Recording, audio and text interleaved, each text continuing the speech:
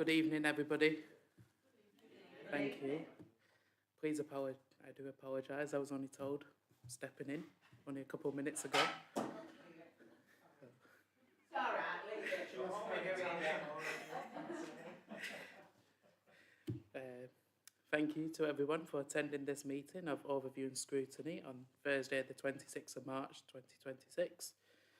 My name is Councillor Arjun Singh and I'm the Vice Chair of this meeting. We're just waiting on Councillor Platt. Hopefully should turn up shortly. When speaking, please do not obstruct your mouth to enable lip reading or the use of closed captions. We are not expecting a fire drill, so if the alarm sounds, please exit the way you came in. Please ensure that all mobile phones are switched to silent. Please could we have brief introductions around the room? And I think we're okay for introductions on Teams. Chief Inspector Neil, if you could brief introduction, if that's okay. Yes, good evening. My name is James Neil. I'm Chief Inspector covering Chorley, South Ribble and West Lancashire for local policing and partnerships. Thank you for that. Hello, hi, I'm Jennifer Mullin. I'm Director of Communities and Leisure here at the Council. Evening everyone, Councillor Alex Hilton, Executive Member for Planning and Development. Terry Howarth, Exec Member for Homes and Housing. Kim Snape, I'm a councillor for Adlington and Anderton Ward, which also includes Anglezark and Rivington. Yeah. I'm June Molyneux. I'm another councillor for Adlington, Anderton, Rivington and Anglezark. Good evening everyone, I'm Councillor Samir Khan. I represent Chorley, South, East and Heath Charnock. Councillor Christine Hayden representing Eccleston, Heskin and Charnock Richard. And Russ Green, Councillor for Buckshall and Whittle. Michelle Brown, Councillor for Clayton West and Kewan. Sarah Ainsworth, Councillor for Chorley North West Ward. Councillor Michelle Beach, Clayton East, Brindle and Horton.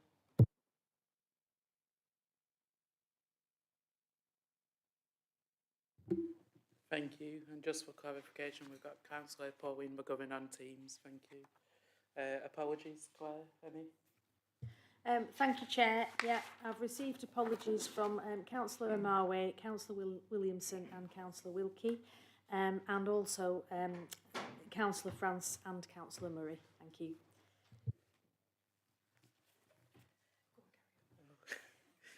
So item agenda number 1, declarations of any interest. Members are reminded of their responsibility to declare any interest in respect of matters contained in this agenda. Does anybody have any interest to declare? No, I note that as no. Thank you. As Councillor Platt gets set up, we'll move on to item number 2. Minutes of the last meeting of the Overview and Scrutiny Committee held on Thursday, the 29th of January 2026. Pages 5 to 12 in your agenda. Are there any issues to raise on the minutes of the last meeting? Anyone? No, thank you. Do we have a proposer and a seconder? Thank you, Michelle Beach, and thank you, Ross Green, for that. Can we just have a vote by the show of hands to agree that the minutes are an accurate record? Motion passed. Thank you very much for that. Number 3, item agenda number 3, minutes of the last meeting of Overview and Scrutiny Performance Panel held on Thursday the 5th of March 2026. These minutes are included in the agenda supplement. Are there any questions or issues to raise? No, that's great, thank you. So the recommendation is that the committee welcomes the update on the work of the Overview and Scrutiny Performance Panel. Thank you. Agenda item number 4, public questions. No public questions have been received, is that correct? Yep, that's great, move on. Agenda item number 5, notice of executive decisions. The latest notice of executive decisions is available via the link on the agenda to the Council's website. So over to the committee, do we have any questions or comments? Councillor Snape? I can't remember which item it was, but when I read the agenda the other day, it said something about a CCTV review.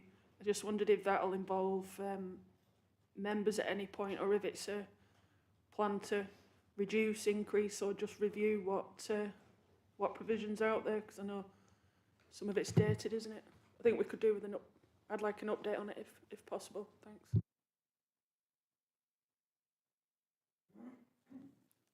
Can we note that, Claire? To get a note on that and get it emailed over to everybody in the committee, please. Anybody else? No? Can we then, we've got the recommendation that the notice of executive decisions be noted, obviously subject to Councillor Snape's question there on the CCTV. That's okay. Thank you. Welcome. I'll hand it over.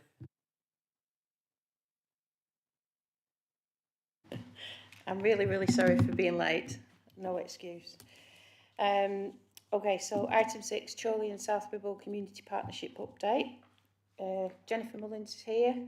Sorry, I haven't looked up yet. I was trying. Jennifer Mullins here to help us with this paper. Thanks. Right, thank you very much. So this paper here today is to provide an overview of the work of the Community Safety Partnership for 25-26. So we've got a bit of background about the partnership and the different partners on the partnership. I think the overall position of the partnership is excellent. We have got some really excellent partners, obviously ourselves and the police, Lancashire Fire and Rescue and the probation service. But I think where we really benefit is from the voluntary sector and the work that we do with the social landlords, citizen advice, voluntary teams. So there's quite a lot of work that we do together to make a difference. So we have a really good working relationship and lots of our strategic objectives have been achieved. So this report just details some of the project work that we've been involved in. So I won't go into the details because it's a very long report. So there's information about integrated offender management, Prevent, and the work that's been done on Prevent. We don't have any specific numbers here for Chorley. If people do want the numbers, I can send it outside the meeting. It's just at the moment it's in a secured area that I can't publish in a public meeting. But if anybody is particularly interested, I'm more than happy to share that data. I've also gone through the work that we've done with the Police and Crime Commissioner. So there's quite a number of different projects that we've been involved in, from Warrior to Op Centurion. So you can see all the different operations and the work that those operations have done. Particular of note, the work that we've done around e-bikes and off-road bikes and the work that the police and ourselves have been doing, which shows a significant reduction in motor nuisance. It's still a nuisance, it's not disappeared, but you can see that the work that's been done has made a big difference. You can also see some of the schools input that we've been working with schools on to look at. So one of them is a natural high programme. It's to look at looking at different ways of achieving and looking at your natural talents as an individual to move people away from antisocial behaviour. And then there's about victim support. Then I've detailed about the domestic abuse commissioning, and that's lots of different commissioning from women, men, LGBTQ, young people, children who've witnessed violence in the home. Then there's some information about what we do with some of the campaigns that we've done with the White Ribbon, the violence against women, the Ask Angela information that we've done at Christmas time, information about our sanctuary scheme with some security measures to enable people to stay in their own home. There's some details about domestic homicide reviews. We've got 4 on at the moment, which is, any of them is completely tragic.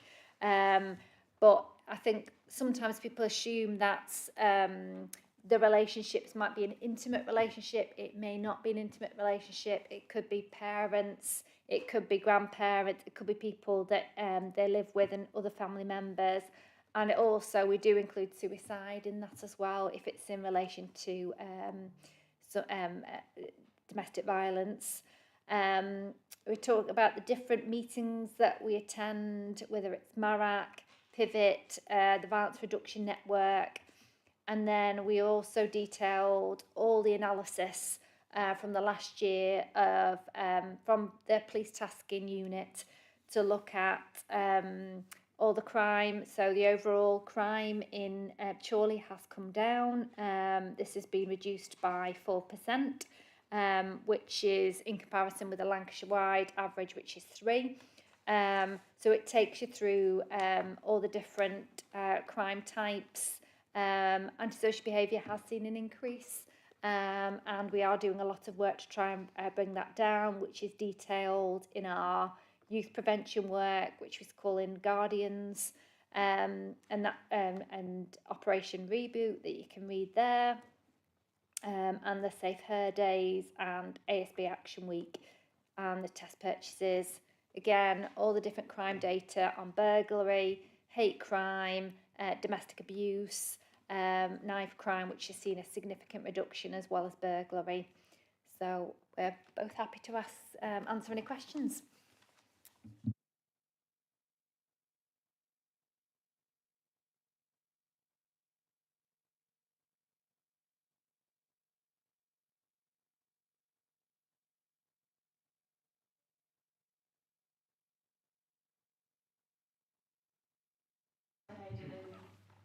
Yeah, just when we were just before the meeting, was to Christian myself was saying that, wow, there's so much you guys have done between the police and the council. It's really quite impressive.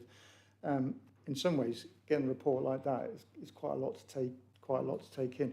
So there's a couple of things I just was thinking, just in terms, because I'm always quite keen as a councillor to try and promote things as well, and also support initiatives and get the word out. So in terms of things going forward, there's a couple of things, have you got a timetable for the events? Because you've just outlined what's been done last year. Is there a timetable for the sort of events that you're planning on doing for the 26-27 year? And if so, could we have a copy of that? Because I think that would be useful for us to say, by the way, there's going to be an antisocial behaviour day for you, get the word out on that. And in a similar theme, is there a list of like initiatives? Because again, obviously, James, you've been doing a hell of a lot of initiatives I can see there. Just whether get some links to initiatives again, so we can say, right, for that one, when residents come to us, we can go, right, okay, you need to go to opt so-and-so, and you need to go opt that and that. And likewise, a list of volunteers as well, because again, Jennifer, the amount of volunteers you've got. So when somebody comes up and says, we've got an issue here, can you, we could then point to those, there. So I'm looking for things like a timetable of events, list of sort of volunteers, organisations, just a one-liner with a, contact email, and likewise from the various operations the police are doing, so we can provide, we can have those. So that would, for me, that would be a massive help for me as a council to get to promote the good work you're doing on that front. So that's the first one. And the second, that's the first point. And then the other point is just, I'm really quite pleased to see the amount of support work you're doing for women and violence against women. And that's dealing with the results of, behaviour, misogynistic behaviour. And having seen the Louis Theroux's manosphere, I found that quite disturbing. Also being a father of 2 girls as well, and fortunately, my lad's not involved in all that sort of stuff. But I just wonder whether we're thinking about trying to tackle the boys now regarding that type of things, where we could do more. Rather, so it's brilliant the supporting the women, but trying to tackle that now, I think, looking at this, what I just saw there was quite an open. I didn't realise how bad it was and how prevalent it was, whether we, as a council, we could do something or give them a greater focus, and likewise from support from the police, whether we can try and do more tackling of that side of things. So just seeing these horrible people being worshipped by young kids, I find quite disturbing. I think we really need to try to do something to tackle that. So they're the 2 observations I had. That, but I do welcome the fantastic work you've done. And I said before, James, the work you did in Buckshall, trying to deal with the antisocial behaviour around the bikes and the crushing the bikes and everything. I know it's really well done. So, yeah, thanks for your support on that front as well. So that's just my observations there. So a timetable, it very much depends on grant funding and the Police and Crime Commissioner. But as soon as we do get confirmation, because we have to put bids in, you see, to run different schemes. Even if it's just a straw man, you know, when you build up over time, you know, just as you know, we could see. No problem. We can get that out. And working with the Police and Crime Commissioner, we are looking at schemes and projects to address some of the misogyny it's in there. We're looking at the moment to develop some work that we've been doing with the Guardians and young people and attitudes, and working with schools. So that's definitely on the radar for us this year. Particularly when particularly through Guardians, when it tends to be young boys rather than girls, and looking at some of the attitudes that we've seen, that it has come out quite strongly that something needs to be addressed, and we were looking to put some schemes on over the summer holidays, particularly to address some of those issues, working particularly well with the youth zone as well. Yeah, brilliant. Yeah, thanks for that. Councillor Hayden, then Councillor Khan. Just a couple of items, please. The guns, or the firearms, I think there were 500 and odd quoted in the report. Can you put that in context for us? What you know, is that really bad, or is it? I mean, I know it's not good, but how serious is that compared to the size of the county? I suppose it's county-wide. I was going to say that those figures are county-wide, so it's not specific to here. I would say that it's always something we're cognizant of, and the fact that we've seized that many firearms is obviously suggesting that you know we're right to focus on it, but there isn't particularly a specific problem with this area. We regularly do the amnesties, particularly around well, any firearms, but anything that's convertible, that type of thing. So most of the firearms we'll see will be organised crime linked, that are the really concerning ones, and then there'll be firearm surrenders for people who have licences and no longer want them, or are deceased. So it is a concern, but not a spike or something that I think we should be more concerned of than normal. I know that sounds a bit strange, but if you take my meaning from that.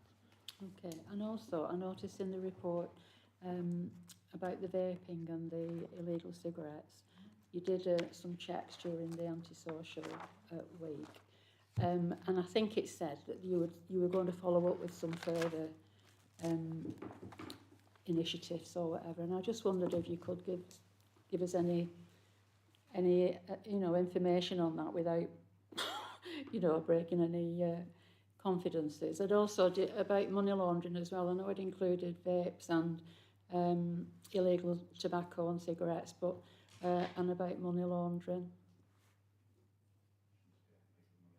And I'll put the vapes. So generally the work that we do around vapes is very much driven by intelligence from the community.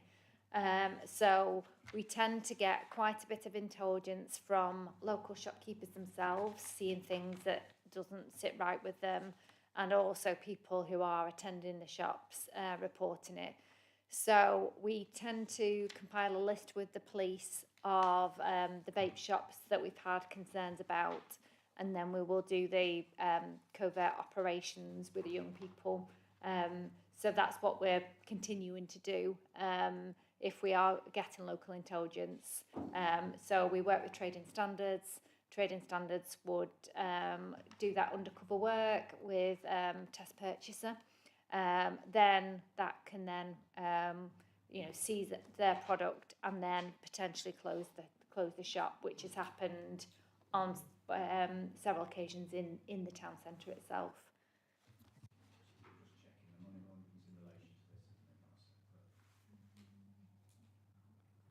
I don't want to give you a completely separate answer for. Is the money laundering in relation to the vapes and that type of thing, or in general? Because usually when you see these shops being raided on the telly, they're usually finding cash and... Yes, I was going to say most of the money laundering in relation to that will be the proceeds of crime rather than anything separate to that. So it's not cash coming in from another source, it'll be the proceeds of those illegal sales that we're seizing under the proceeds of crime and that money laundering that goes through that. So it's all linked into one, just to make sure that we, one, capture the full extent of what's happening, and two, use all the available powers to address it. Okay, thank you. Thank you, Chair. Originally, I was just pointing to Councillor Molyneux to say that she was next. You didn't need to. But if it's all right with you, I'll take your spot for now and then hand over to you afterwards. Let's not state me question. I'm going to try my hardest to now. But yeah, whilst I've got the mic, I think I'll just come in with a couple of comments. Honestly, really pleased to see this, and it's really eye-opening as well to see some of the stats that have come forward. You know, if I was never to be given this now, I probably wouldn't know how to find it otherwise. Looking at some of the data on page 26, in fact, looking at the changes and the percentage changes, you know, it's really good to see a reduction across majority of these areas, but quite eye-opening as well to see a 39% increase in the drug offences.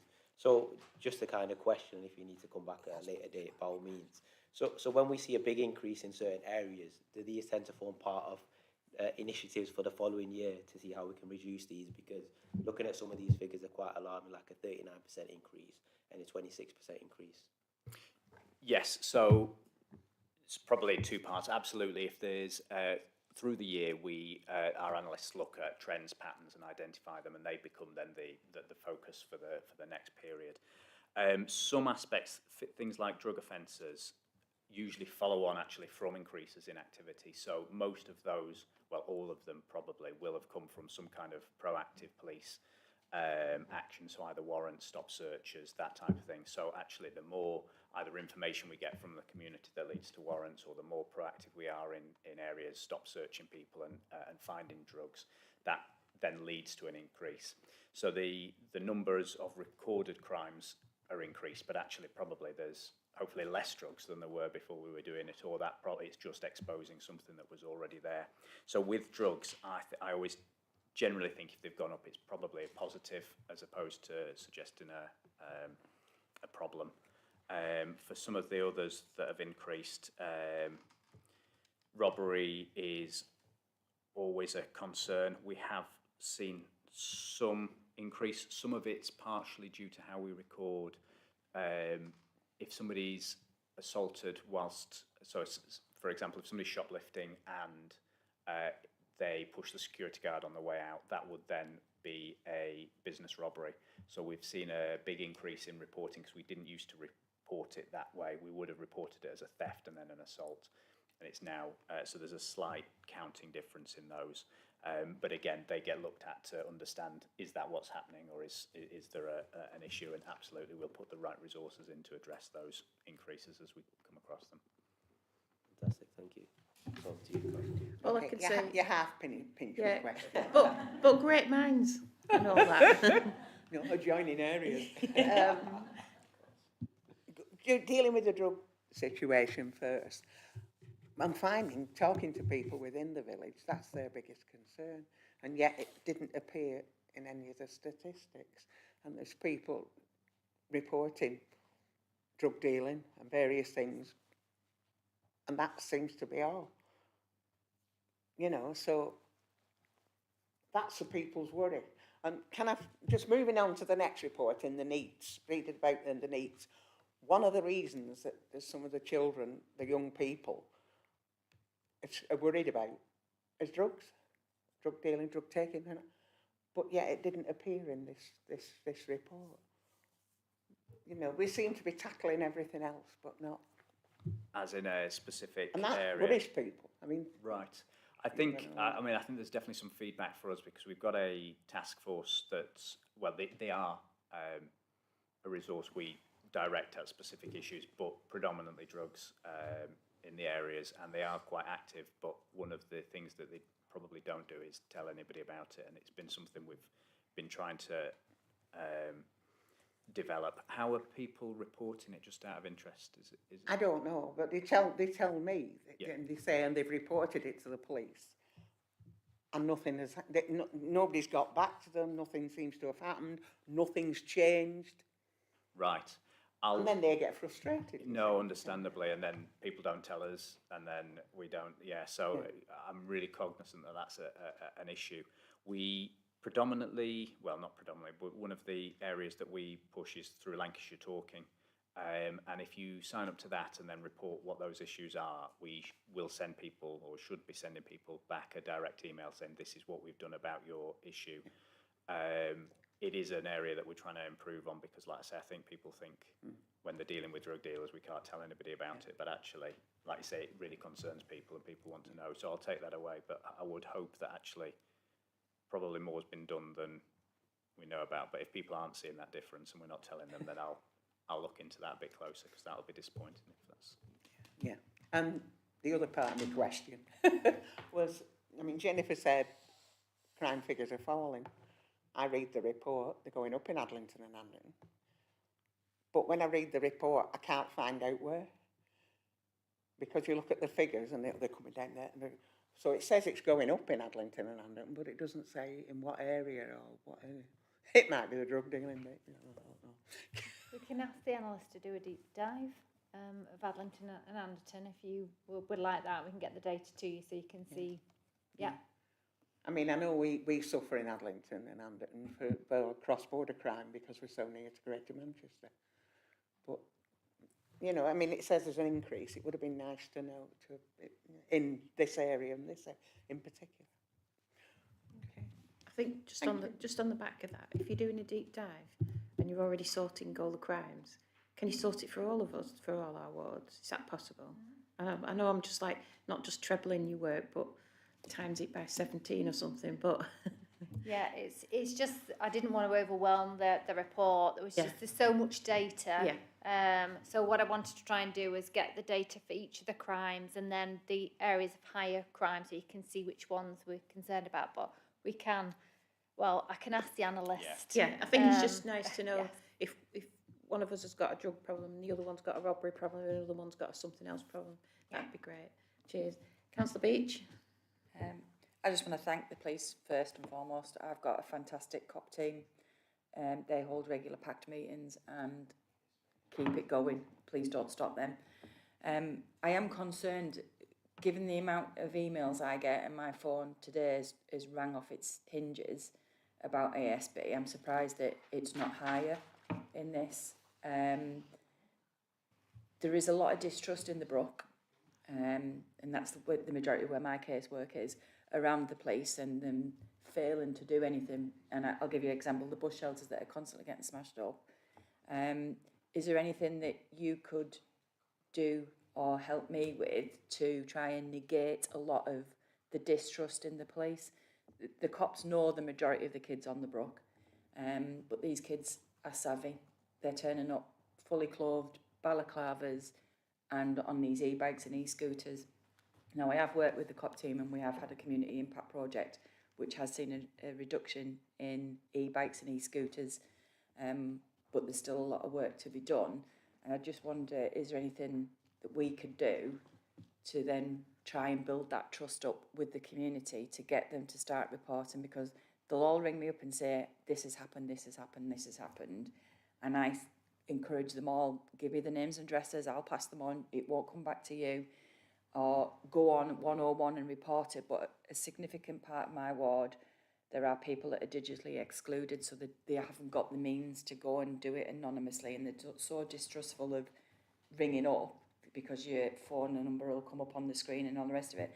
I just want to know, is there anything that we can do to try and break that barrier down? So it is always a challenge when that trust is lost, isn't it? And it's a difficult area that we do need to address. And what I would probably say is the key one is if we can encourage people to report, because that's how we then know who we then directly update and say, thank you for telling us this, we've done this specific thing. Especially if people are digitally, like you say, isolated, it's difficult because most of the stuff that we do put up is on social media. We are aware that only hits certain people, and if you're not on social media, you won't get that. the things like the packed meetings in person is one of the old-fashioned but particular ways we do try and address that by saying that we're hitting by being there in person. We do coffee with the cops so people can just drop in, being out in public, just grab somebody and speak to them. That's always been the way that I've found helpful in other areas, just because you've not seen the cops, you would just have just spoken to you as you've gone past and being there. So that's why we try and keep people on patrol all the time and do those. But then on top of that, there is obviously, like I said, there's the 101, there's the online reporting. Lancashire Talking is huge, but we will know who those people are. But the idea is then we build that relationship because we know who you are and we update you directly. If people really don't want to, there's still Crime Stoppers depending on what it is and the level, but they're hopefully through that whole array of ways of interacting with us, they're the key ones. And I think it's probably just, not pushing back's the wrong word, but the actual impact we are having, because we do good work, it's just letting people know. And I think that's the key bit that breaks it down, is the trust goes when they think, well, I've told you and you've not done anything, and that's something that we are aware of and we will deal with. But yeah, more than happy to pick up any suggestions also coming the other way.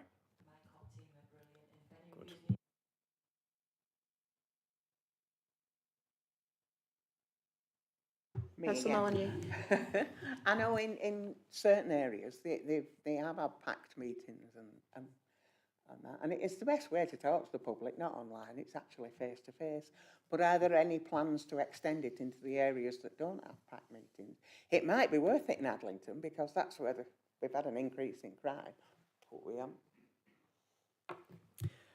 So at the moment, it's certainly something we could relook at. I mean, it doesn't even need to be regular packed. If there's a particular problem in a particular area, we can do bespoke meetings for the public to come, because what we quite often have found with in-person packed meetings is if there isn't a problem, people don't want to go because you don't, do you? But obviously if there is, we can make ourselves available if people would rather see us in person. So that's certainly something we could do. If there is an appetite for a regular pact in the area, again, that's absolutely something we'd consider. Yeah, well, sorry, can I? There used to be a regular occurrence of pact meetings. We used to have the police used to come to Adlington Town Council meetings if it was only at the beginning to report on one. We never see them now. We've got the youth service at Fairview, and the police said they'd drop in, and they don't. And it's building up those relationships, and it ain't happening. I'll take that away. Councillor Brown. Thank you. I agree with all the comments made about it is a very comprehensive report, and it is great to see some of the positives that have come out of it. My question is around the integrated offender management programme that's talked about on page 15, paragraph 15, and that mentions about the anticipated 20% increase in that cohort, and I assume that's related to prison capacity and the changes around that. So I just wondered if there's been any risk assessments or impact assessments of what we think that potentially might mean for the community and services going forward to support that cohort. So I can certainly talk from the police point of view. Yes, we've done a review essentially of what we anticipate the sentencing review's impact will be, what our current staffing and cohort sizes and capacity, and how we're going to manage either both IOM and those people who are in the community who perhaps previously wouldn't have been, and how we're going to manage them. So yeah, we have, there is, and I've not got the details, but there is a new staffing model to essentially deal with the cohort we anticipate, as well as the risk management for those who would previously been in prison and aren't now. Okay, thank you. Do we think that will adequately mitigate any risks from this?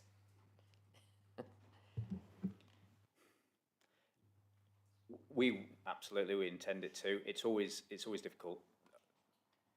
IOM is obviously intending to manage offenders, but reintegrate people into society, essentially exit them in a position where they no longer need to offend.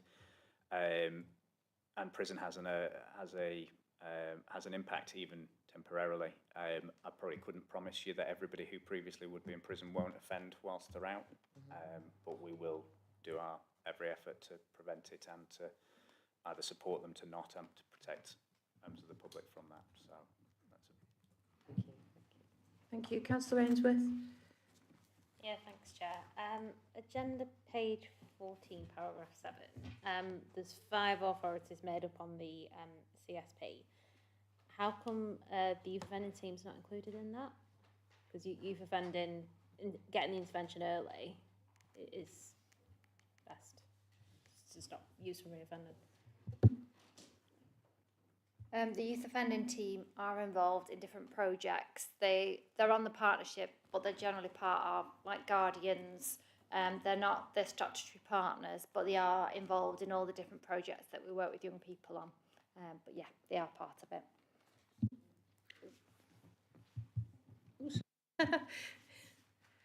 Yes, Councillor, sorry. Thank you. 2 points, if possible. The Lancashire County Council, would you say, do they pull their weight in terms of the community safety partnership? Because I know anecdotally when we've spoken about issues in the past, the perception is that they don't, and I just wonder if there's any, if that is the case, if there's any work being done to push on that throughout, you know, whether it be domestic violence, road safety, or throughout all the different themes. And then my other point was the rural task force. I am aware when you speak to some of the farmers and stuff around Anglesark and Rivington, I think there is definitely a change in relationship with the police positively through the rural task force. But I think the wider perception is kind of that it doesn't really spend any time in Chorley, and some of the posts and stuff are West Lancashire, Freckleton, all over the place. But Chorley, I think it would be good if they, because I know they have done some good work around Rivington and that, if they perhaps did some more promotion about the brilliant work that they're doing, or if you could send an update to us to tell us, because I know Rivington isn't the focus of the rurality in Chorley and Lancashire, but it'd be really useful to know. Thank you. Yeah, no, absolutely. I'll speak to them. I know they're keen to go wherever they need. They obviously cover quite a large area, but yeah, it is for the whole of our area. So I'll make sure they sort out an update. Thank you, Councillor Snape. Have you got any questions? No? Have we run out of questions? Excellent. So the recommendation for that is that the committee welcomes the progress update on the work of the Community Safety Partnership. Do you welcome that? Brilliant. Thank you very much. Oh, yeah. Do you want to leave if you would like? I'm not chucking you out, you can stay.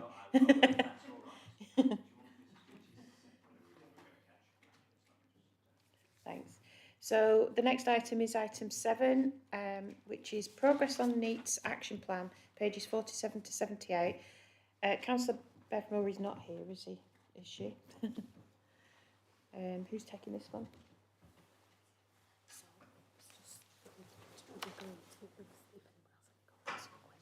Yeah. Yeah, we were emailed, weren't we? Any pre-questions? We have got some in already. So, okay. So if we've nothing that we want to bring up without the officer present, we're just asked to note that any questions will be passed to Councillor Murray for a response after the meeting or separately. Is that okay? Yeah. So item 8 is the update on the homes in multiple occupancy, which is HMOs, pages 79 to 100. Councillor Howarth is here for that one. Councillor Howarth, thank you.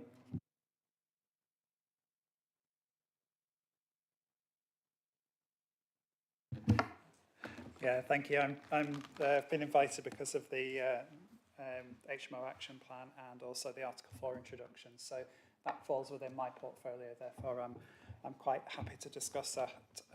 So members in the public and members of the council were concerned about the number of houses of multiple occupation, or HMOs, coming up in the local community. Only the larger ones went to planning committee, and there was a concern that lots of the smaller ones that didn't require planning permission were slipping through the net. So we did some research into it, and the council started to look and found that there was actually a clear pattern of smaller HMOs opening up in concentrations in particular areas. So we felt that something needed to be done about this. It was the will of our residents and of our members. So we went to introduce an Article 4, which removes permitted development rights for a change of use into an HMO. Previously, that wasn't required, therefore it didn't go to planning permission. It didn't need planning permission. The more we looked into it, the more we realised we needed to take immediate action. We instigated an Article 4 immediately after a full council meeting last year. We then went out to consultation, and it was a positive response that supported the council in introduction of the Article 4. I signed that off as an EMD after direction from the council, and I signed it off on the 24th of February this year. We've sent the information through to the Secretary of State. We've not had a response to that, which you could argue actually is something positive, because I know neighbouring authorities that have actually sent notice through to the Secretary of State about introduction of an Article 4. The Secretary of State has called them in for additional evidence. They haven't actually done that with Chorley. I think our evidence was robust. So that has been introduced. Sorry, I'll just change my page to get my notes. So looking at the number of HMOs that actually went through planning, from 2019 we were getting 2, 1, 0, 2, and all of a sudden 2024 that went up to 10, and that was applications that needed to go to planning committee, and again 10 in 2025. So the Article 4 has now been introduced, so all HMOs now need to go to the planning committee, so we're able to easily identify them. Officers have done a huge amount of work in the background about identifying those HMOs that have opened up previously that we weren't aware of. So I know Jennifer and her team have done a huge amount of work to try and identify these HMOs. I can't give you the number that have gone through so far because we're still drilling down the data. It's been really challenging because when we're looking into it, we've been looking at different households in the same building at the same address. So things like Primrose Gardens has come up, hospital accommodation has come up, and things like that. So we are still drilling down into the data, but please, members, be assured that any new HMO will have to go through the planning process and we'll be able to identify it perfectly. In terms of the HMOs going through planning committee, that has reduced, and the number of smaller HMOs compared to what we're thinking we were dealing with before, compared to what now needs to go to planning committee, has significantly reduced. So it has had the effect that members of the public and members of the council have required. So currently we've only got 3 planning applications outstanding for HMOs that would have required planning permission before. So again, that's considered to be significantly less than we would have been dealing with otherwise. We've had 6 applications for certificate of lawful use into an HMO after the Article 4 came in.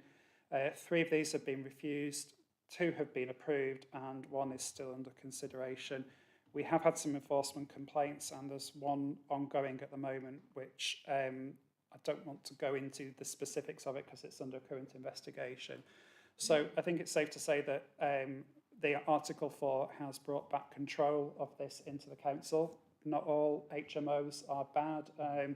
If you look at things like hospital accommodation, you might have got doctors and nurses, etc., living in the same building and so on. And the amount of antisocial behaviour with them varies considerably. So we're not against HMOs, we're just against HMOs in the wrong place, and that's what the planning committee will determine when deciding these, or the planning officers. So in terms of that, I think that's a real positive step forward from the planning, and I'm happy to take questions at the end after Terry's presented as well. Thank you, Chair.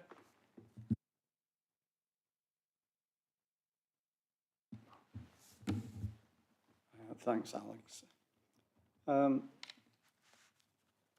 The central strategy of both planning and homes and housing is control.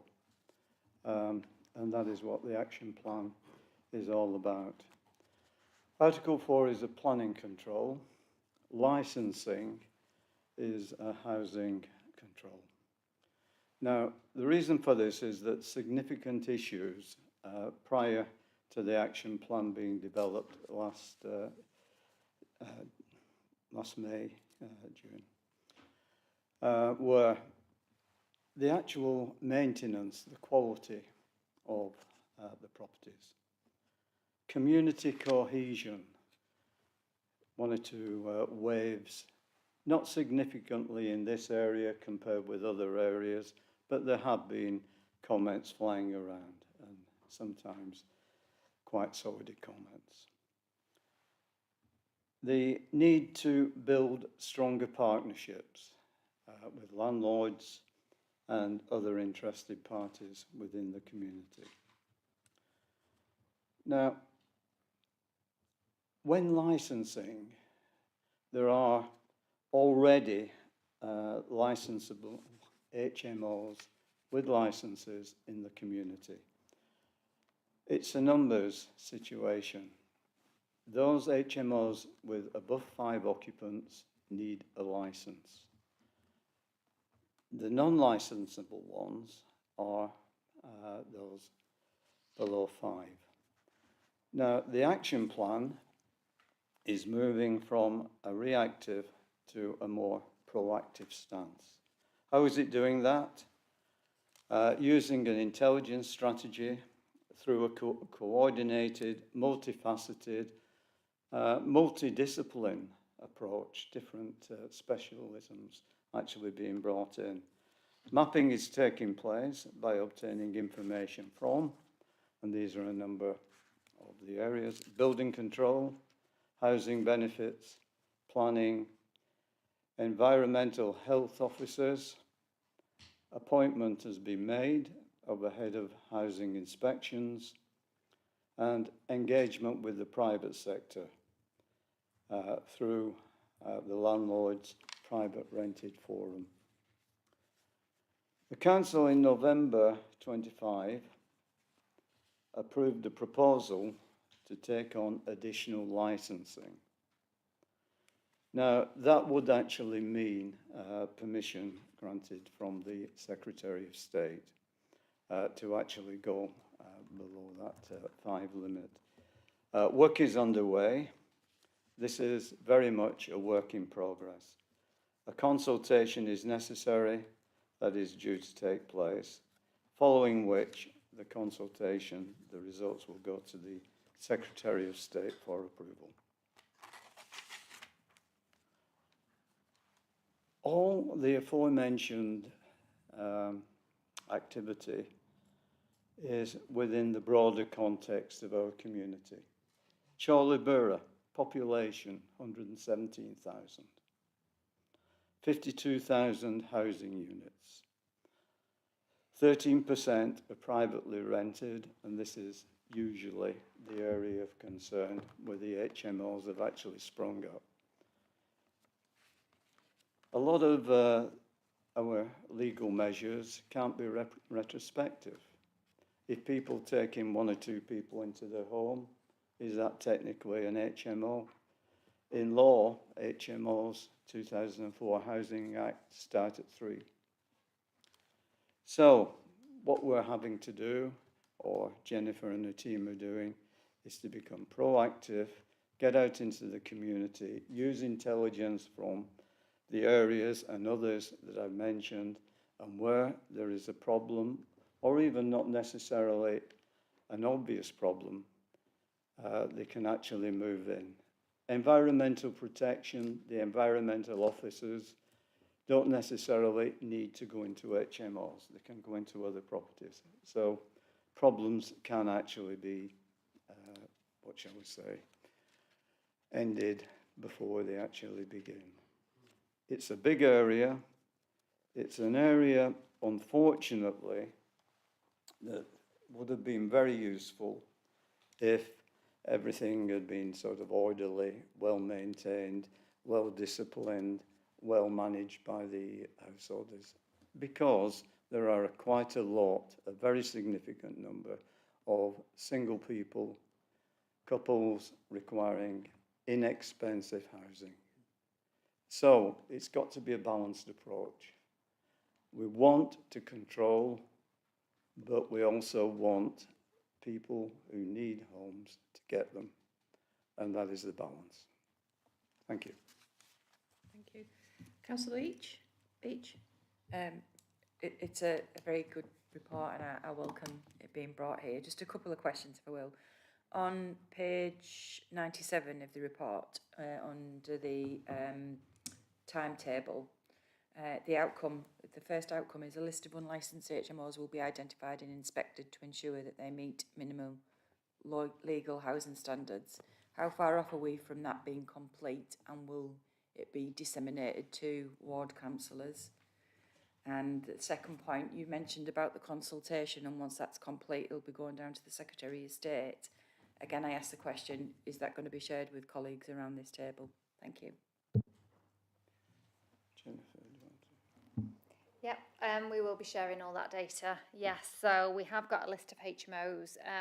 As Councillor Hilton said, they may not be as we would imagine HMOs. They could be like Jubilee Gardens, or we've got a list from Council Tax and others to say that these are houses that have got multiple people in them with different names. So what we're doing at the moment is just going round knocking on doors, finding out whether they're HMOs or not. So we've got quite the way through that list. We've not completed that list. We're still going through it. We've had emails and others from parish councillors and others to add to that list, and councillors themselves. We have got that list. What I don't want to do is send the whole list. What I can do is send a list and you can search on it if you're interested in a HMO, because I'm quite conscious of sharing data that has a whole list of these addresses on. And yes, when we do the consultation, yes, everybody will be able to get the consultation responses. Thank you, Jennifer. Has anybody else got any questions? Councillor Russell? Yeah, just want to say, from being on the planning committee, so I think it's made quite a positive difference on introducing Article 4, and it seems to be just a correlation between those that of a very poor standard, even though for not necessarily coming in within planning permission, there's been a correlation between those being rejected on the basis of not sort of fitting in with community cohesion and that side of things. But I think it's a point where you made, Alex, was that not all HMOs are bad per se, and we have the two we did approve, if I recall, were very good and quality and suited a need for young professionals. And given that fact, Chorley is, we've got quite a reputation for being a commuter town, so there is a need for those. But I think that the Article 4 there's a nice balance between, allowing those ones, recognising where they help social cohesion and where they don't. So I think it's been a very positive thing. I think it's coming through from the council there. Councillor Hilton? Yeah, thank you. I agree completely. And like you say, this is about taking control and make sure the HMO is suitable in a particular area. There was one that went to planning committee, Sam's Bar 3, I think, and that was refused at planning committee. The applicant appealed that, and the appeal has now been dismissed. So the planning committee did make the right decision. So it's about taking control back to the local members to make sure that we approve the right property in the right area. It's not about refusing HMOs at all, and Article 4 doesn't prevent HMOs. It just makes sure that they go through the correct planning process so that the people of Chorley get the right accommodation in the right area. Thanks, Chair. Sorry, Russ. I No, called but- you Councillor Russell.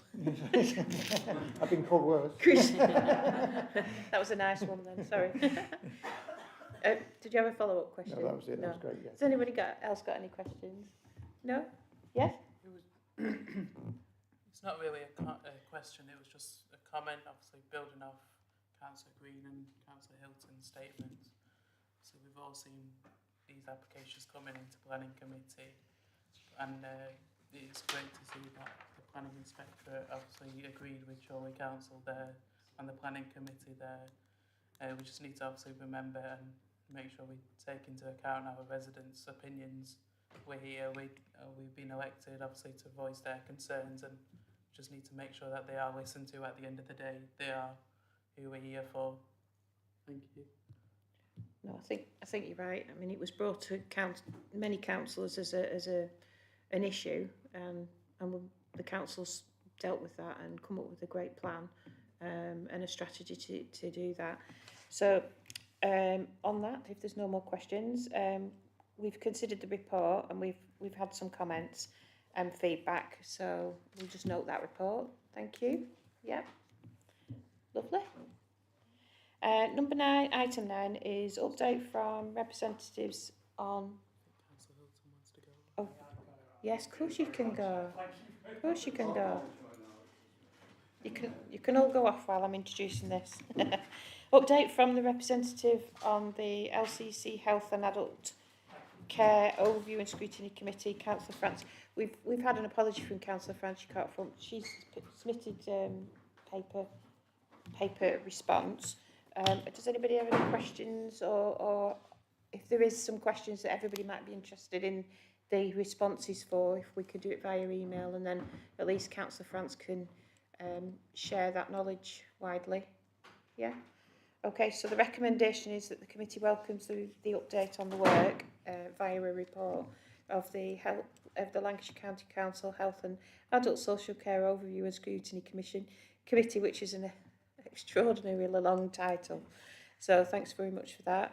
Item 10 is the Scrutiny Reporting Back Annual Report 25-26, pages 105 to 118. And let's just get that up. I'm not so sure about the photo in it, but the rest of it is excellent. I think there's a couple of things too. Did you manage to get those things in, or have they still got to go in, those extra items? So the extra items are of the summary of this meeting. So Right. those will be included afterwards. Yeah, so apart from this meeting, everything else is in there. So if anybody has any observations or... No? All good? Excellent, yeah. It's surprising how much work the committee gets through, because it's all split into chunks. It doesn't feel like that much. So the recommendation is that members are asked to approve the report subject to the inclusion of the summary of the meeting from today prior to its submission to council. Is that okay? Does anybody want to propose that? Councillor Beach, Councillor Russell, Councillor Green. Lovely. Thank you. Overview and Scrutiny Work Programme 25-26, Committee Action Monitoring Tracker and Action Plan Tracker, which is page 119 to 136. Oh, no. Action Tracker. Okay, so has anybody got any questions about this or observations? Got a couple of items here. So we're asked to confirm the agenda items on the Overview and Scrutiny Performance Panel in June 26, which meets prior to the committee in July. Yeah, and as Councillor France was unavailable for this meeting, members are also asked to note that the Suicide, Bereavement and Prevention Task Group Monitoring Report will be deferred to the next meeting of the committee. Are those okay to... Yeah, so can we have a proposal and a second for those two? Yeah, lovely, thank you. Councillor Khan and Councillor Green. And is everybody in agreement with those changes, those moves? Yeah, lovely. Oh, there's another one on the back page. Recommendation members are asked to approve the updated overview and scrutiny. Oh, so we're also asked to approve the updated overview and scrutiny work programme. Yeah, lovely. Yeah, we'll put that in. That's in there. Yeah. So number 12, item 12 is reports from the task and finish groups and recommendations tracker, pages 137 to 138. Understanding and supporting neurodivergent people, task and finish group. The chair of the task and finish group is Councillor Green. Thanks, Chair. Yeah, so we had our second meeting last week, very positive meeting where we built on the first one. So for members, the first one we was to look at disability, and we looked at physical disability and neurodivergent, but in terms of the amount of workload, and given what we did, it was going to be too big of an elephant to eat. So we decided to focus in on the neurodiversity side of things. So this meeting was, we had a bit more time to focus on what do we think neurodiversity means. So there's some work to go down to define that. So we've got some characteristics like dyslexia, dyspraxia, and all that, and ADHD. But we just wanted to. There's a bit more work to go and confirm we've got a full list of that to make sure we're covering all the relevant areas. So in terms of that, there's work on going to identify sort of key stakeholders and supporting organisations such as the British Dyslexic Association, for example. But what we're aiming to do is try and, rather than necessarily go to national bodies, if we've got local bodies that are in place, then we'll aim is to go to those first of all to see if they can provide support and guidance and some thoughts about how we can do things better, because then we can keep on building links with those organisations going forward. Also, the council's gone out to a number of support organisations they already deal with, and there's a number of those are quite keen to do. So again, there's looking at possibly setting up a day where we can get organisations to come in and talk about stuff, and and sort of have a bit of a round robin and all that side of things. So there's moves to try and set that stuff up going forward. One of the things you're quite keen to do though is sometimes neurodiversity, is people seem like, oh, poor you, you must be suffering, and for me it was like, oh, you got have you get your D's and B's mixed around, and or you have better colour paper and that'll help you out, and all that stuff. Actually, we want to try and to build on the strengths that people have got. That actually those strengths that neurodiversity give you is so for seeing the bigger picture and stuff like that. So we want to try and get across that actually, while there's stuff you can help support people with it to get the best out of them, there's also skills they bring to the table and trying to get people to understand that. So in terms of that, Alice has done a fantastic job from the council of producing a questionnaire that's going to go out to people across the council to find out what they understand neurodiversity means, and also encourage those that are neurodivergent, if they're comfortable doing so, to provide a bit more about what they feel, where they feel supported, what they feel, where they could get more support out. So that's going to go out, but we're also quite keen to the senior leadership to answer those questions, and so they see that whether we can get some feedback to see how much do they understand, because it's a top-down, bottom-up thing. We're trying to create awareness from the bottom up, but also from the top down, where we can say, do you understand it? And then they want increase understanding at the top level so we can get the best out of staff as well, and support staff. And on top of that, once we've got a bigger picture on that, then we're looking at trying to see how we can support our residents that were neurodiverse and what we can do for a council. So there's 2 points of it: trying to get the best out of the people, the council, employees, but then also try and get the best out of where we can support neurodivergent people in the community, so we can engage with services better. So it's quite ambitious what we're going to do, and we're still aiming for around about September to do it. So it is going to be quite sporty. Hopefully some number of engagements with those organisations, the round robin, so at the moment I think Claire's busy engaging with Caroline and I just said her name, just completely gone at me. Alice to try and to get a scope through. So yes, we're looking at some dates coming out on that. But yeah, it's looking quite positive. We've got Sarah and Michelle on here now. I don't know if guys you've got anything further to add from that. But yeah, it's looking very Sounds positive. like a massive amount of work, to be quite honest. You've jumped in at the deep end and getting on with it. That sounds brilliant. Yeah, the enthusiasm from the members and also the council members is excellent. So yeah, I'm really hopeful that we can add a lot of value, and also if we can look at how we can improve what we're doing, and maybe look at things where if we can maybe get some certification from what we do at the end of the day as a council as well, from that side of things. So yeah, there's a positive thing. So yeah, but looking forward to it. So, brilliant. Yeah. Excellent. So that's a verbal update for that. And the second one is the recommendations tracker for the previous task and finish groups. Are there any questions on the recommendations tracker?